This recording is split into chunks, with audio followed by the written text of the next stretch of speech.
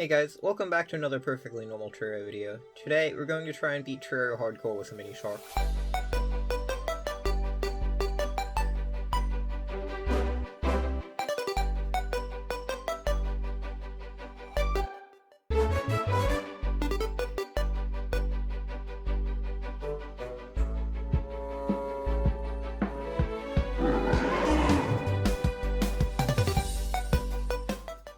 Jokes aside, the main Prehard mode challenge in this run comes at the very beginning. We're effectively a pacifist and we can't kill anything until we smash a demon orb and collect enough money to buy a Minishark. Also, I'm pretty sure Terraria knows every time I do a challenge run, because first chest we immediately get a trident. Thanks, Terraria. The goal of this early caving is to collect gems. By combining them with sand, we can make stained glass, which sells for an exorbitant amount. Or at least it used to. The devs actually nerfed it between when I recorded this gameplay and when you're seeing it right now, so this method sadly doesn't work anymore. After exploring the ice cave and tunneling under spawn a bit, I found a pyramid to the left. And it didn't even contain Pharaoh's Curse. After a quick carpet bombing of the desert, we had enough money for the Minishark. I suppose we should get back to that I've Cthulhu fight. I may have forgotten about the suspicious presence stalking me message. That said, it is the I've Cthulhu, and using the Minishark on it hardly qualifies as a challenge.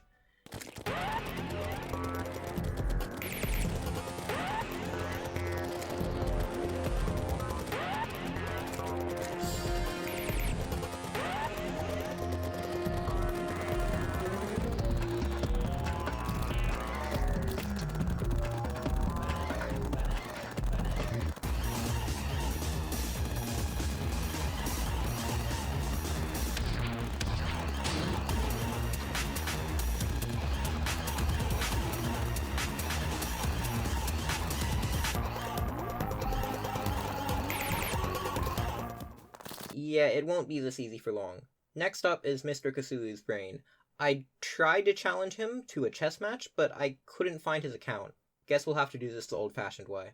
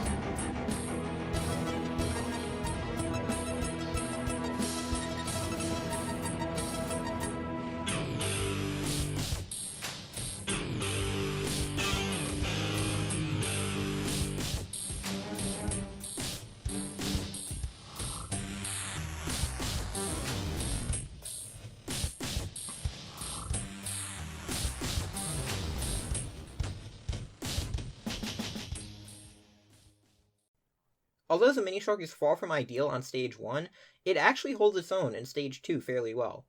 On to Skeletron, because we don't actually need to rush hell this playthrough. Necro Armor will be a huge boost to our damage output.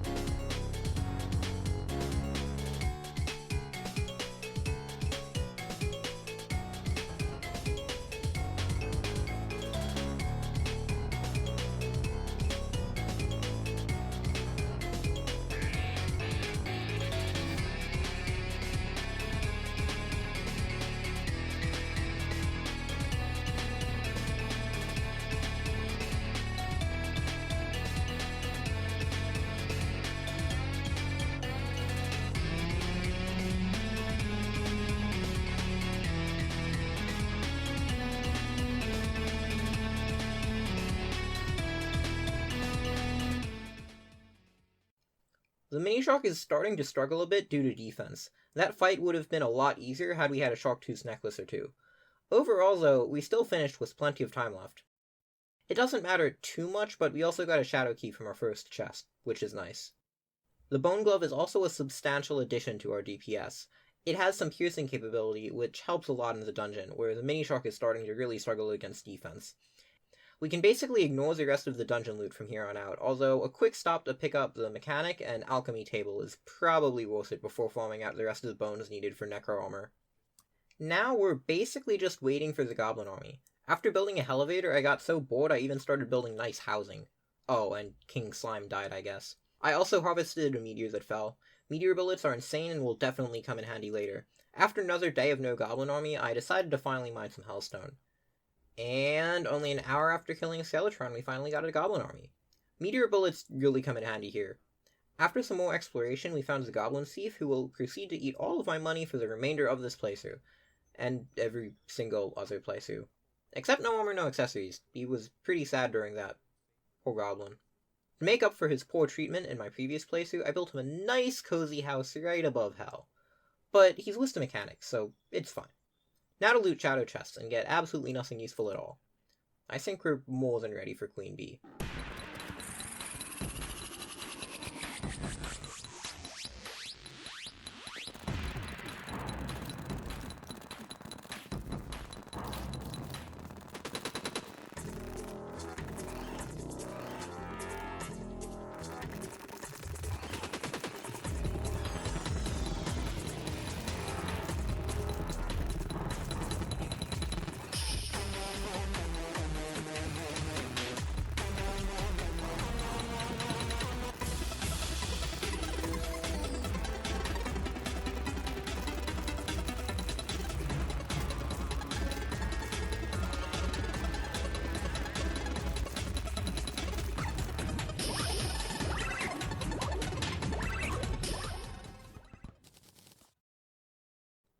With the bee dead, we can now get the Stinger Necklace. Both the Sharktooth Necklace and the Stinger Necklace increase our damage by 2.5, but more importantly, they stack. By equipping both, we can increase our Minishark's damage by a huge amount.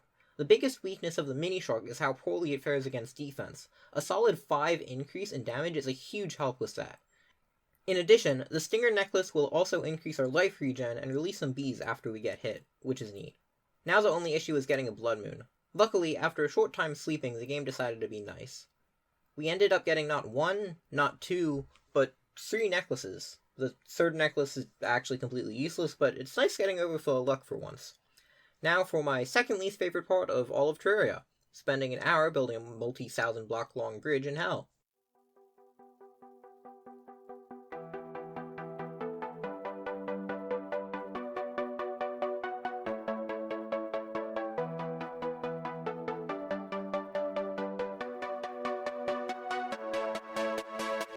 Oh, cool, it's done already. One quick thing though, before Hardmode, we need to kill Old One's army. It took a few tries, but I eventually got a cheese setup working. By actuating the blocks under the Eternia crystal, we can move it via a hoik outside of the portal, so we only have to defend against enemies from one direction. By using a sloped block that we block swap into a platform, we can stop all the land enemies. Now all we have to worry about is the air enemies from one direction. A much more feasible task, even with only a Minishark. You might be wondering what that strange rail setup is. It'll be useful in Hardmode. For now though, after a quick detour to kill enraged Queen Bee,